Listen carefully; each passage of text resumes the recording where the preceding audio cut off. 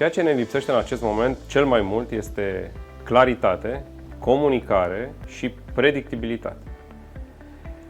În momentul în care vorbim despre comunicare, este extraordinar de important ca Colegiul Medicilor Stomatologi din România să comunice transparent cu noi. Și acest lucru se poate face foarte simplu prin transparență decizională, prin digitalizare și existența unei platforme de comunicare foarte facile, suntem în secolul 21, prin newslettere periodice.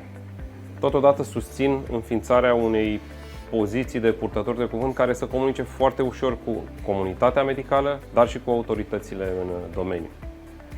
Totodată, claritate, dacă vorbim, este vorba de mandatele pe care le putem avea la nivelul Colegiului Medicilor din România. Este vorba de 2 mandate pe care le susțin, nu mai mult, pentru că în momentul în care devenim eterni pe o funcție, lucrurile pot să denatureze.